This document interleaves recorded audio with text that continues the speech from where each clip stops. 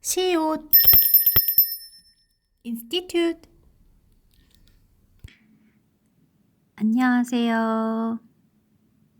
시온연구소입니다. 시온연구소 오늘은요, 제가 생각하는 사고력 수업 교재에 대해서 도움되는 Q&A 편으로 영상을 준비해 보았는데요. 요즘에 사고력 수업이라고 인터넷에 정보 검색을 쳐보면 대부분 다 나오는 것이 그 사고력 수학 학원에 대한 정보가 나오거든요. 그런데 제가 추구하는 사고력 수업은 지식을 습득하는 데에서 그치는 것이 아니라 내가 알고 있는 지식을 어떻게 활용하고 어떻게 적용해 볼 수 있는지에 대한 경험을 제공해 주는 그런 플랫폼을 저는 지향하고 지금 그러한 플랫폼을 위해서 교재를 연구하고 있어요. 그런데 제가 어떻게 보면 쉽게 구해지지 않을, 그리고 또 쉽게 설득하기 힘든 이런 사고력 수업을 진행하고 있는 이유는 저도 살면서 그런 것들을 느꼈던 것 같아요. 대학교 들어가기 전까지, 그리고 또 대학원 들어가기 전까지도 되게 지식을 쌓는 것만이 내 배움의 시작이며 끝이다라고 생각을 했었던 거죠. 그래서 뭔가 궁금한 점이나 호기심이 생기면 그에 관한 도서를 읽는데 막 급급했던 것 같아요. 책을 읽고 책 속에 나오지 않은 건 검색하고, 또 검색해서 나오지 않는 것들은 뭐 찾아가거나 아는 지인한테 물어보거나 이렇게 하면서 지식을 굉장히 막 쌓으려고 노력을 하면서 그 지식을 쌓는 저를 보면서 나는 진짜 많이 아는 것 같다. 약간 자신감, 그리고 자기 효능감 이런 것들이 많이 쌓였던 것 같아요. 그런데 이런 지식을 쌓는 것들은 저와 비슷한 그런 방향을 가고 있는 사람들을 만나게 되면 굉장히 많이 깨지는 경우가 많았어요. 이게 무슨 얘기냐면 예를 들어서 회사나 어떤 기관 안에 속한 회사원으로서 일에 대한 어떤 성과를 보여야 할 때 나는 이만큼 많이 알고 있으니까 이렇게 풀어내면 되겠지 싶어서 그렇게 풀어낸 게 상대방이 봤을 땐 되게 별로일 수도 있고 되게 약간 별나게 보일 수도 있고 이건 아니다 싶은 내용이 있을 수도 있잖아요. 근데 그런 상황에서 저는 지식을 쌓기에만 급급하다 보니까 상대방이 이 지식에 대해서 어떻게 생각하고 있는지에 대한 여부를 살피는 방법을 몰랐던 것 같아요. 그래서 그런 살피는 방법을 모르다 보니까 내가 추구해 하고 싶은 그런 교재의 방향과 사람들이 받아들였을 때 이 교재를 어떻게 받아들였을지에 대한 그런 어떤 피드백의 사이에서 그냥 좀 '아 이 정도면 됐지 뭐. 이 정도는 해야 돼.'라고 스스로 그 수준을 그냥 피드백을 통해서 어떻게 보면 좀 약간 공식적인 어떤 그런 문서에 의해서 피드백을 통해서 그 수준을 명명하는 것이 아니라 그냥 내가 경험했던 내용을 가지고 그 수준을 정하다 보니까 나한테는 정말 괜찮은 교재이지만 타인한테는 별로 괜찮지 않은 교재가 되는 그런 경험을 많이 했고, 그러면서 제가 느꼈던 점이 지식을 쌓는 것은 사실 물음표부터 시작하고 행하기 어렵다고도 얘기하지만 그렇게 힘든 일은 아니구나. 내가 필요할 때 어떻게든 검색을 할 수 있는 컴퓨터가 있고 요즘에는, 그리고 또 핸드폰이 있으니까 지식을 쌓는 것은 누구나가 다 기본적으로 일상생활을 하면서 행하는 것들이다. 그러니까 굉장히 일상적인 어떤 행동이다. 거기에서 내가 교육이라는 분야에 종사하는 사람으로서 그친다면 그것은 그냥 일반적인 사람으로서 행동하는 것과 다름이 없다. 그런 생각을 매 인제 경력이 쌓이면서 그런 생각을 하게 됐어요. 결국에는 내가 살아가면서 정말 필요한 지식이라는 것은 쌓는 데에 그치는 것이 아니라 뭔가 풀어내는 데에 의미가 있겠다. 내가 내 지식을 필요로 하는 사람에게 어떻게 풀어내야 할지에 대한 고민. 그러니까 제가 가지고 있는 그런 지식을 어떻게 적용해서 활용해서 어떠한 내용으로 구현을 시켜서 상대방으로부터 보고 싶었던 필요했던 그런 어떤 내용으로 가게끔 그 과정을 밟게끔 만들어 주는 그런 교재. 그런 교재가 진짜 의미 있는 교재이고, 살면서 보니까 이 가지고 있는 지식을 어떻게 활용하는지에 대한 고민을 매번 하는 것 같아요. 예전에는 회사원이라는 그런 직장 생활을 했기 때문에 제가 판단하지 않고 위에서 판단한 대로 그냥 따라서 했기 때문에, 제가 기획을 한들 그 기획서는 사실 위에서 원하는 그런 기획의 방향에 초점이 맞춰져 있었던 거예요. 그러니까 진짜로 상대방, 그러니까 그 교재를 보고 있는 그런 소비자들을 위한 교재라기보다는 그 회사를 위한, 그 회사의 이윤을 위한 그냥 그럴듯하게 만들어지는 그런 교재들도 꽤 있었던 것 같아요. 그런데 제가 지금에 이렇게 와서 생각을 해볼 때 이 사고력이라는 단어가 들어가는 교재만큼은 분명히 어떤 기관이나 회사나 뭐 이런 것들을 일궈 나가기 위해서는 이윤이라는 측면도 분명히 필요하지만, 그 이윤이 첫 번째가 돼서는 안 된다는 거. 왜냐하면 자기가 가지고 있는 지식을 어떻게 활용할지에 대한 방법이나 과정을 제시해 주는데, 이 과정이나 방법이 눈에 드러나기는 굉장히 어렵잖아요. 자기가 해 보다 보니까 '아, 이런 방법도 있고 저런 방법도 있을 수 있겠다.'라는 거를 알아가는, 어떻게 보면 깨달음의 과정인데, 이윤이 먼저 추구가 되려면 그걸 보는 순간 되게 그럴싸해 보이는 듯한 효과를 보여야 되거든요, 단기간에. 그런데 그거는 굉장히 어려워요. 사고력이라는 게 단기간에 끝내기는 굉장히 어려워요.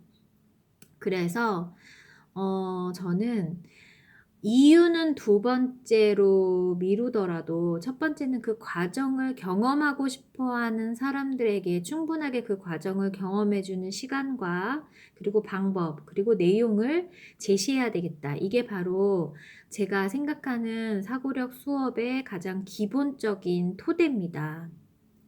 그래서 제가 연구하는 그런 사고력 교재들은 대부분 지식을 쌓는 것이 아니라 내가 가지고 있는 지식에 대한 인지 능력을 좀 끌어올려서 떠올리게 해서, 그 떠오르는 내용을 가지고 어떻게 생각을 펼쳐나가는지에 대한 여러 가지 방법들을 제시를 하고 있어요. 뭐 아주 이해하기 쉬운 예 중에 하나로, 내가 어떠한 물건에 대한 특징을 아는데, 예를 들어서 내가 시계에 대한 특징을 아는데, 이 시계도 여러 가지가 있잖아요. 근데 내 머릿속에 지금 떠오르는 시계는 손목시계인데, 이 손목시계의 불편한 점에 대해서 어느 날 문득 생각을 해 보다가, 이 불편한 점을 좀 개선할 수 있는 방법들이 뭐가 있나 하고 집에서 그냥 둘러보다가 '그냥 이런 거 하나 더 있으면 좋지 않을까?'라는 생각을 풀어내면서 한번 그림도 그려보고 설명도 자세하게 쓰면서 나만의 발명 수첩이 만들어지고, 그리고 이 발명을 한번 구현해 보고 싶어서 그냥 이쪽 저쪽 돌아다니면서 재료를 찾아다가 한번 만들어 봤는데 정말 그럴싸해서, 이러한 내용을 가지고 사업 계획서를 만들고 그 사업 계획서를 가지고 투자를 받아서 한번 이거를 재현해 본다. 이러한 어떤 그런 과정이 다 사고력 수업이라는 과정 안에 포함이 될 수 있다는 거죠. 굉장히 제가 범위를 크게 잡아서 예시를 들었는데, 초등학교 현장에서도 이런 사고력 수업을 해볼 수가 있어요. 뭐 예를 들자면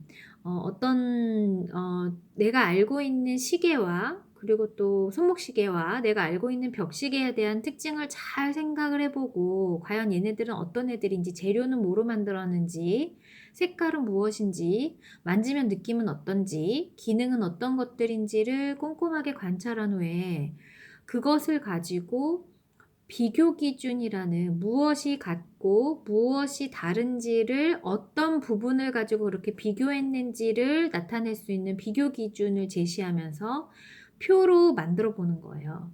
그러면 내가 가지고 있는 걸 끄집어냈죠. 끄집어낸 것 중에서 공통점과 차이점을 파악하기 위해서 관찰했죠.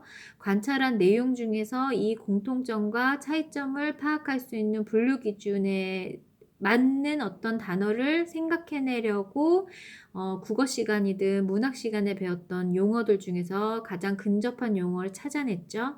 사실 이러한 과정이 지금 현재 교육 과정에서 되게 중요하게 부각하고 있는 그런 스팀 교육과 굉장히 맞닿아 있고, 스팀 교육도 맞닿아 있지만 융합 교육 과정에도 맞닿아 있고, 또 통합 교육이라고도 말할 수도 있고, 또 아이디어를 종합하는 어떤 그런 사고 기능과도 맞닿아 있는 그런 어떤 과정에 녹아져 있다는 거예요. 사실 우리는 사고력이라고 하면 그냥 수학이라는 특정 과목을 배우기 위해서 조금 더 생각을 하면서 그 이론이나 아니면 어떤 원리에 대해서 깨달음을 얻는 그런 시간으로 과정을 하나 끼워서 배우는 게 지금의 현실이지만, 사실 우리가 사회에 나가서는 이거는 수학 영역이야, 이건 과학 영역이야, 이거는 영어나 언어나 문학 영역이야 라고 구분지어서 생각하게 되지는 않는다는 거예요. 내가 지금 이러이러한 상황이고 이 상황이 굉장히 복잡한데, 이 복잡한 상황을 해결하기 위해서 나는 어떻게 생각을 굴려서 어떠한 문제 해결 방법을 제시할 수 있을까? 이렇게 접근한다는 거죠. 결국에는 수학적인 지식, 과학적인 지식, 언어적인 지식을 쌓는 데에서 그 이상으로 나아가기 위해서는 여러 특정 영역의 과목을 종합해서 문제 해결을 위한 어떤 그런 결과물, 산출물을 낼 줄 알아야 그게 바로 진정한 사고를 했고, 그리고 또 리스크 없는 사고를 했다라고 이야기할 수 있다는 거죠. 그래서 저는 초등학교 저학년, 그리고 초등학교 고학년, 뭐 중학생도 좋아요. 그리고 학령기 전 친구들이 이렇게 뭔가를 나누어서 영어 배우고 수학 배우고 과학 배우고 이런 것들도 중요하지만, 자기가 알고 있는 내용을 끄집어내서 그것을 종합해서 하나의 문제 해결 과정으로 경험하고 그 과정을 통해서 결과를 산출해보는 이런 생각의 중심을 둔 사고력 과정이 필요하다라고 저는 생각하고 있어요. 그래서 이에 대한 교재도 경험을 쌓기 위해서 기관에서도 회사에서도 충분하게 시간을 들여서 연구를 했고, 지금 현재에는 제가 해보고 싶은 주제들, 그리고 또 제가 해볼 수 있는 그런 주제들을 가지고 교재를 한 4회분 정도를 한번 만들어 본 것도 있고요. 그리고 여러분들이 자주 찾아주시는 제 유튜브 채널에서도 보시는 바와 같이 뭐 우화수설, 우리 아이를 위한 맞춤 수업 설계라든지 이런 것들에 대한 사고할 수 있는 이런 과정들은, 사실 우화수설은 부모를 대상으로 한 사고력 수업이죠. 이런 어떤 수업 설계는 제가 다 계획을 한 거고 제가 만들어서 올려드린 거예요. 그래서 저는 사고력 수업이 비단 제가 지금 하고 있는 것은 학령기 전 친구들이나 초등학교 저학년, 고학년, 뭐 중학생들을 위한 수업이 주를 이루고 있지만, 방금 이야기했던 우화소설 같은 그런 시리즈는 부모님들을 대상으로 제가 만든 사고력 수업의 일환이라고 봐주시면 되거든요. 그래서 이런 부모님들을 위한 사고력 수업도 충분히 사고력이라는 어떤 그런 카테고리 안에서 수업으로 전개해 갈 수 있다라는 게 제 생각이고, 그리고 배움이라는 거는 지식을 쌓는 데서 그치는 게 아니라 내가 알고 있는 지식 어떻게 펼쳐낼지에 대한 방법을 알고 그 안에서 경험해보고 또 결과물로 한번 탄생시키는 이런 과정을, 우리가 고민이라는 건 없이 살 수가 없잖아요. 고민을 껴안고 있는 이 시대에서는 가장 중요한 그런, 그리고 가장 일상적인 그런 어떤 내 옆에 있는 것과 같은 그런 같이 가야 하는 하나의 뭐 정도가 되지 않나 싶어요. 저는 사고력 수업을 이렇게 생각하고 있고 또 앞으로도 이런 생각을 꾸준히 지켜가면서 사고력 교재를 만들 생각으로 있어요. 그래서 내일 제가 이제 이런 사고력 수업이라든지 교재 연구에 대한 그냥 허심탄회한 뭐든지 좋아요.